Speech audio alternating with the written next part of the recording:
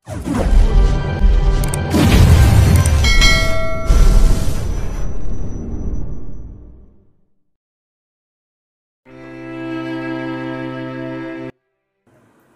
ng tingin ni Kimberly sa lalaking papalapit.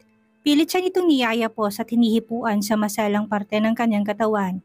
Hinila nito ang kanyang buhok. Halos mapunit ang anit niya. Hindi siya makasigaw at baka magising ang natutulog na anak. Hinanap ng mga mata niya ang bag na may baril. Gagamitin niya ito. Bago pa siya makalapit sa bag ay may putok silang narinig mula sa labas.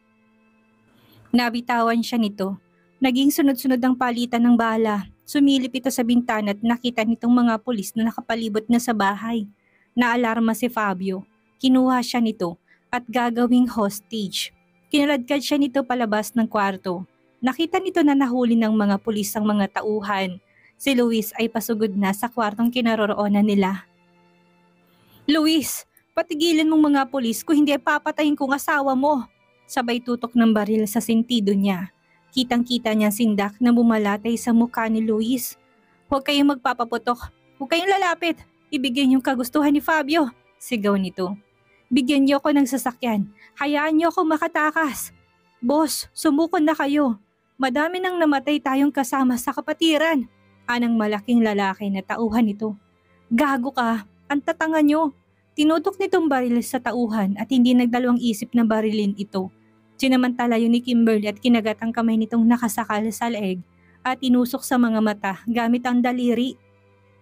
Tumakbo siya palapit kay Luis. Mabilis ang pangyayari. Doon na narinig ang isa pang putok mula sa sharpshooter. Sa labas, tumama ang bala sa dibdib ni Fabio at bumalagta ito sa sahig. Naglapitan ng mga pulis. Babangon pa si Fabio at akmang dadamputin ng baril na nasa lapag kaya may isa pang bala ang tumama sa katawan nito. Dineklara na itong patay bago pa madala sa ospital. Dali-dali nilang pinuntahan ang anak na wala sa kamang hinihigaan nito. Sinakmal ng pangamba ang kanyang puso. "Nasaan ang anak ko? Iniwan ko lang siyang natutulog kanina dito." Nag-iisterya niyang sabi. Bumukas ang pinto ng banyo at lumabas ang yaya na karga ang anak. "Maraming salamat," anay at kinuha ang anak. Nagyakap silang tatlo ng mahigpit. Hindi nila mapigilang humagulhol sa tindi ng pinagdaanan. Hinuli ng pulis ang lahat ng sangkot sa kidnapping, pati ng yaya na tumulong sa kanila.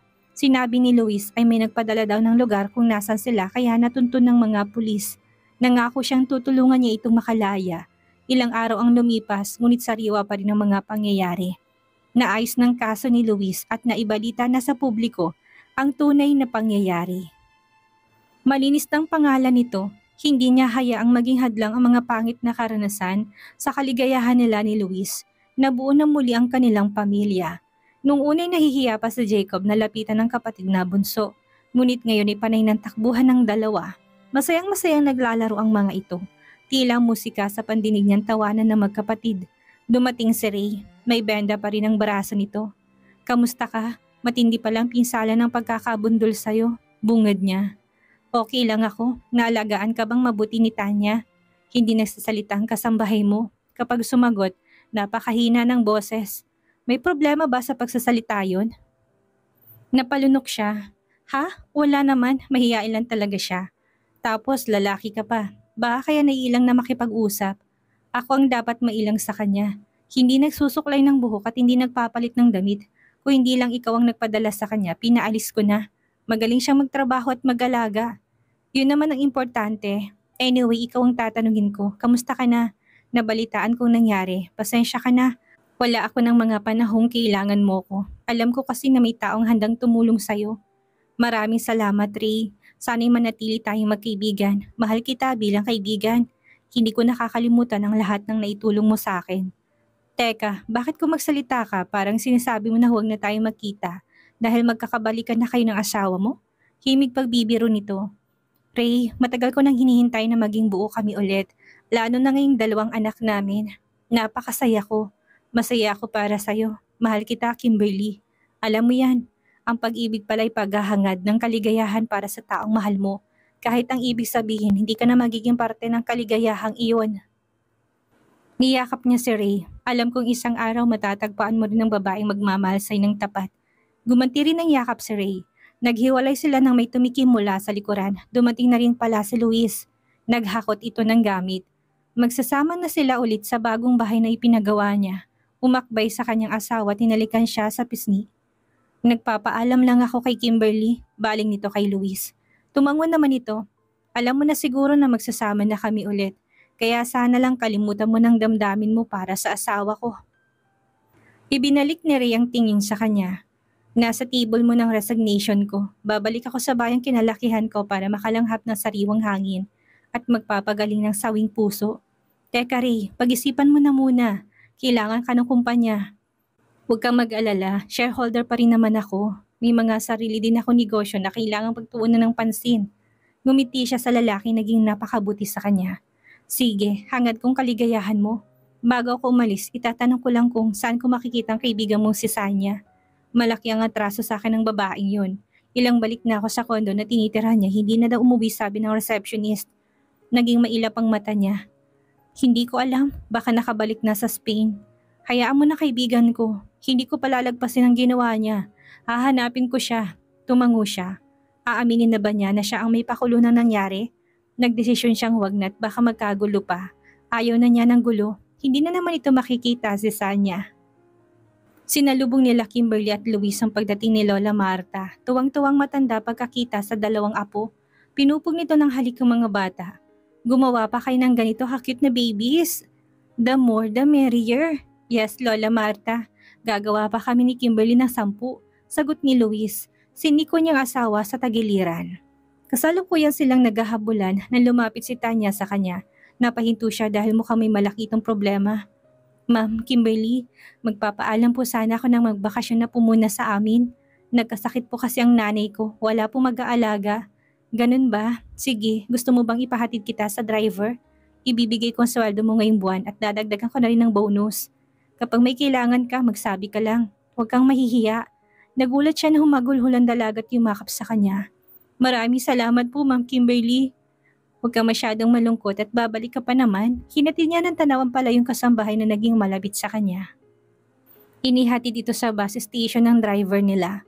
Binalikan niyang mag-aamang naglalaro ng clay. Umupo siya sa tabi sa mag-aama. Gumagawa ng animal shapes ang mga ito. Panay din ang tawanan nila. Ginabi na sila sa pakipaglaro sa mga bata. Maagang nakatulog ang mga ito sa pagod. Tabi-tabi silang mag-anak sa malaking kama. Tulog na bang mga bata? Excited na tanong ni Luis pagpasok sa loob. Oo, kakatulog lang. Ayos, tara maligo na tayo. Hoy, hindi ka ba napagod? Kung ibang bagay ang gagawin ko, pagod ako pero kung making love sa'yo, kayang-kaya. Kinuha nitong kamay niya at ipinahawak ang pagkalalaking matigas na. Bastos ka talaga, natatawang sabi niya sabay bawi ng kamay. Gusto mo naman? Siyempre, aniyang nakatawa, siniil siya ng halik ni Luis. Marubdob at mapusok. I miss you so much, anang asawa. Miss you ka dyan, araw-araw na tayong magkasama ngayon. Lumabi siya sa asawa. Hindi ko alam, the more na nakikita kita, the more na namimiss kita. Basta gusto kitang kasama palagi. Umiibig na naman yata ako sa'yo ng paulit-ulit. Posible ba yung sinasabi mo? Nambobola ka lang yata kasi may gusto ka. Gusto mong umiskor. Hindi imposible, Kimberly. Maniwala ka. I'm falling for you all over again. Magkaiba tayo, matagal na akong hulog na hulog sa'yo at hindi ko na nga alam kung paano umahon. Naging seryosong mukha ni Luis. Kimberly, patawarin mo ko sa mga bagay na nagawa ko na nasaktan kita. Marami akong maling desisyon pero gusto kong malaman mo na wala akong naging ibang babae. Hindi ako humawak ng kahit na sinong babae. Kahit sa puntong iniisip ko na hindi na kita siguro mahal. Kaya napabayaan kong relasyon nating mag-asawa. Kinulong niya sa palad ang mukha ni Luis.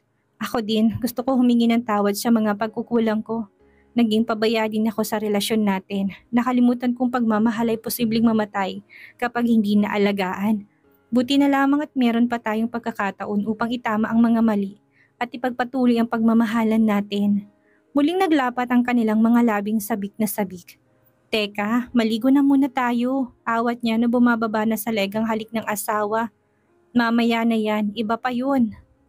Kabisado na nilang katawan ng bawat isa, wala na ring inhibition sa nais nilang gawin.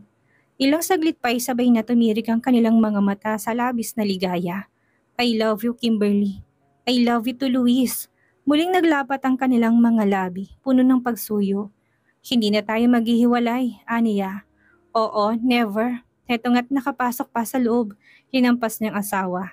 Hindi yan ang ibig kong sabihin, nagtawanan silang dalawa. Mananatili tayong magkasama magpakailanman. Kimberly, together forever. Nangilid ang luha sa mata. Pangako sa dalyuhan nilang matamis na halik. Masayang lahat para sa binyag at kaarawan ng munting prinsesa ng pamilya Moya. Si Amelita Moya, isang pasasalamat na rin sa buhay ng bata at sa kanilang pagsasama bilang isang buong pamilya. Magarbong selebrasyon na ginanap sa sikat na hotel. Imbitado ang pamilya at kaibigan at ang lahat ng empleyado ng Unicorn Marketing Agency at Villaroman Construction Corporation. Lahat ng batang anak ng mga empleyado imbitado din. Napaset up sila ng malaking playground. May mga shows at activities din na mag-e-enjoy ang mga bata. Dumating si Dorina at Dustin na kasamang panganay at kasalukuyan tong buntis sa pangalawang anak. Inabot ni Dustin ang regalong dala. Kimberly, masaya ako na nakita na kayo ng bunso mo at buo na ulit ang pamilya mo. Niyakap niyang kaibigan. Salamat, Dorina. Dumalo din si Matias na kasama si Kate at si Mommy Lani. Hindi papatalong mag-ina sa kasuotan na daig pang lalaban ng Miss Universe.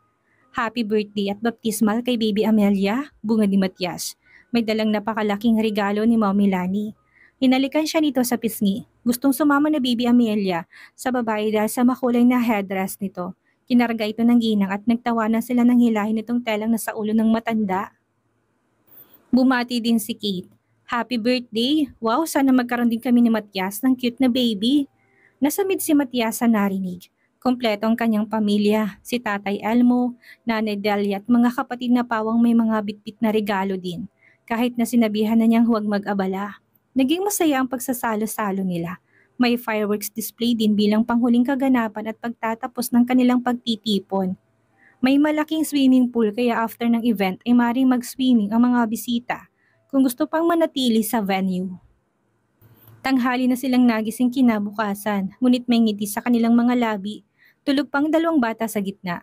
Bumangon si Luis at tumabi ng higa sa kanya. I love you, honey. Napangiti siya. Uy, may pahani ka na. Nasanay kasi akong tawagin ka sa pangalan mo. Magmula ngayon, honey nang tawagan natin. Sure, honey. Parang ang sagwa eh. Natatawang sabi niya kahit pang tutoy kinikilig siya. Sa una lang yan, masasanay ka rin. Han for short. Okay, Han. Natatawa talaga siya. Anong nakakatawa ha? Kiniliti siya ni Luis. Huwag kang maingay, baka magising ang mga bata. Umibabaw si Luis sa kanya, tinalikan siya sa leeg. Nagising si Jacob. Pilit tinutulak ang ama palayo sa kanya. Stop! Stop! Alang bata na akali nag-aaway sila. Nagising na rin si Baby Amelia at tinaganan ng ama. Wala pala akong kakampi sa pamilyang ito. Kunwari nagtatampo si Luis. Pinagtulungan siyang lalo ng tatlo. Naghabulan sila sa kwarto at naghampasan ng unan. Alaalang mananatili sa kanyang puso at isipan. Nagbakasyon sila ni Luis sa Paris, Italy. Silang dalawa lang upang magkaroon sila ng oras para sa isa't isa. Nagpunta sila sa iba't ibang lugar dito at sinubukan nilang mga pagkain. Pangarap niya noon ang makapag-picture sa Eiffel Tower. Napaka-romantic nga pala ang park. Kumikinang ang ilaw ng tower, nakakamanghang pagmasdan ng kinang nito sa gabing madilim. Hindi niya alam, ngunit nagpapaalala ito sa kanya ng pag-asa. Parang ang mga pangarap niya noon na akala niya imposible ngunit naabot na niya. Isa na naman ito sa hindi niya makakalimutang karanasan. Nag-arkela si Luis ng professional photographer at stylist. Ba kumuha ka pa ng photographer? Magpapagawa ko ng parang magazine para ma-document natin ang travel na to at manatiling malinaw ang memories natin together. Nakailang palit din sila ng damit, daig pa nilang artista o modelo. Luis, ano to? Prenup? Nakangiting sabi niya dahil halatang pinaghandaan ang lakad nila ng asawa. Mula sa hotel na tinuluyan nila hanggang sa mga lugar na pinuntahan. Special ang babaeng kasama ko, kaya dapat ay special ang lahat. Kinilig naman siya sa sagot ng asawa. Last day na sila sa Paris. Nagulat siya ng pure white na magandang dress ang pinasuot sa kanya ng stylist. Bongga din ang makeup niya. Pagbukas ng pinto ay nakita niyang nakadisplay ang mga larawan nila ni Luis. Nakuha ng ilang araw nilang pananatili sa Italy. Pumailan lang ang isang wedding song. The venue was breathtakingly beautiful. Napalinga siya at puno ng roses na iba-ibang kulay ang paligid. Nag-aabang si Luis sa ibaba ng hagdan na napakagwapo sa suot nitong coat and tie. Naluha siya nang makita din ang buong pamilya niya. Si Lola Marta at ang mga anak. Ikakasal na naman sila ni Luis. Sa pangatlong pagkakataon, isang simple ngunit puno ng emosyon ng kanilang kasal. Nagsimula na ang seremonyas, iba ang kasal nilang ito.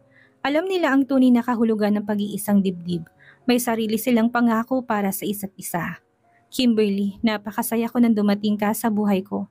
Ikaw ang nagsilbi kong inspirasyon at lakas na lumaban. Kung makakagawa man ako ng pagkukulang, humihingi na ako ng kapatawaran ngayon pa lang. Ngunit pipilitin ko maging mabuting asawa at ama sa inyo ng mga anak natin. Ngayon, kampante na akong hindi na ako mag-iisa. Maraming salamat sa pagmamahal mo. Let's grow old together. I love you so much. Madamdaming pahayag ni Luis habang sinusot ang singsing sa kanyang daliri. Akala ko'y pangarap ka lang noon. Naging napakasaya ko nang mahalin mo din ako sa kabila ng layo na agwat natin sa buhay. Kahit na anong pagsubok ang dumating sa pagsasama natin, mananatili akong tapat sa sumpaan natin na walang iwanan habang buhay. Hindi na ako takot harapin. Ang buhay basta kasama ka. Walang iwanan kahit na anong mangyari. Tatanda tayong magkasama. Mahal na mahal din kita, Luis. Naluluha sa kaligayahang sabi niya at isinuot na niya ang wedding ring na laan para dito. Kahit hindi pa sinasabi na nagkakasal na halikan ang bride ay naglapat ng kanilang mga labi. Pinagsaluhan nila ang matamis na halik na alam nilang hindi nila pagsasawaan na pagsaluhan habang buhay. Dito na po nagtatapos ang kwentong pag-ibig ni Luis at ni Kimberly. Maraming salamat po sa lahat na sumuport at sumubaybay. Muli po magkita-kita tayo sa susunod nating istorya.